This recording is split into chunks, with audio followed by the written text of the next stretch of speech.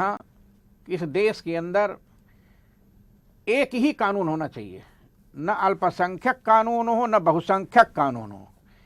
एक कानून जब होगा तो देश के सभी लोगों को आपस में जोड़कर देश का विकास किया जा सकता है।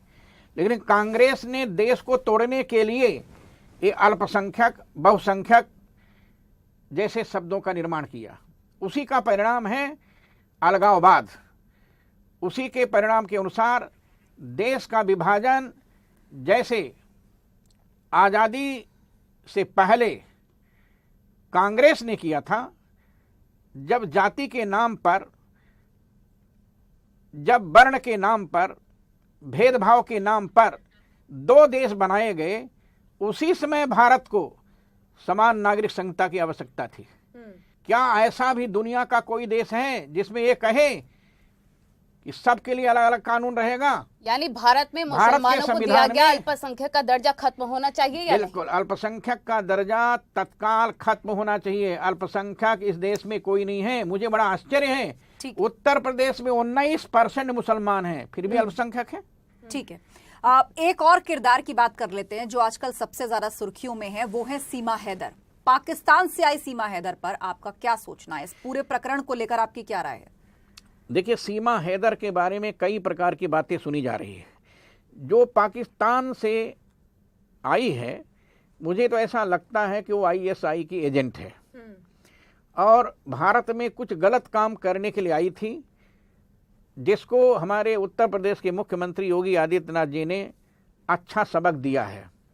और मुझे ऐसा लगता है कि सीमा हैदर इस देश में एक बार फिर से लोगों को आपस में लड़ाने के लिए आतंकवादियों के इशारे पर पाकिस्तान से भारत आई थी। ऐसी महिला को भारत में प्रवेश नहीं देना चाहिए, ये मेरा कहना है। अच्छा, अंजू गई है राजस्थान से नसरुल्लाह के लिए पाकिस्तान और वहां शादी भी कर ली, उस पर आप क्या कहेंगे? जब शादी कर ली तो जहां शादी कर ली तो फिर उसको भारत में आने की आवश्यकता नहीं है। उसको पाकिस्तान से भारत में लाने की आवश्यकता नहीं है। भारत सरकार को चाहिए कि उस पर प्रतिबंध लगाएं और कभी भी पाकिस्तान से भारत ना आने दिया जाए, ये मेरा कहना।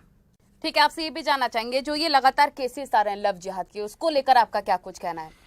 और जो मेल डोमिनेंट सोसाइटी हो चुकी है उसके बारे में आप क्या कहेंगे? देखिए, लव जिहाद तो जानबूझकर ये षड्यंत्र किया जा रहा है और लव जिहाद को प्रश्रय देने का काम हमारे देश की कांग्रेस कर रही है। लव जिहाद को प्रश्रय देने का काम ममता बनर्जी कर रही है। लव जिहाद को प्रश्रय देने का काम अखिलेश यादव कर रहे हैं।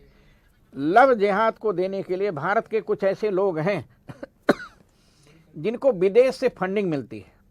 अंतर्राष्ट्रीय आतंकवादियों के द्वारा भारतीय सभ्यता को, भारतीय संस्कृति को कैसे समाप्त किया जाए, ये जो षड्यंत्र रचा जा रहा है उसी का एक मुद्दा है ये।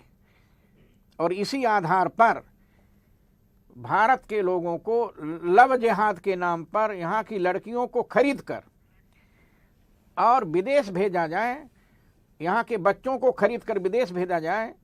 यहाँ के चर्चों में और मस्जिदों में आजकल यही काम हो रहा है।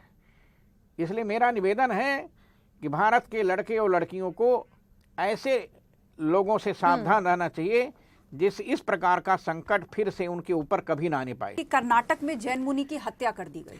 देखिए, जहां जहां कांग्रेस की सरकार होगी वहां वहां हिंदू मारे जाएंगे और उसका परिणाम कर्नाटक में चुनाव के बाद जिस जैन मुनि के शरीर को टुकड़े टुकड़े में काट करके फेंक दिया गया, ये तो कांग्रेस के लोगों से पूछना चाहिए कि तुमने क्या किया, क्यों अच्छा, ऐसा हो रहा है? मंदिरों और जो धार्मिक ट्रस्ट में फंडिंग होती है, धार्मिक जगहों पर जो फंडिंग होती है, उसको लेकर आपकी क्या राय है? देखिए, हमारे मंदिरों में जो फंडिंग होती है उससे मंदिर का निर्माण होता है, आश्रम का निर्माण होता है, साधु महात्माओं को भोजन दिया जाता है, भंडारा दिया जाता है, विद्यालय चलाया जाता है, गौ सेवा होती है और संस्कृत और वेदों को पढ़ाने का काम होता है।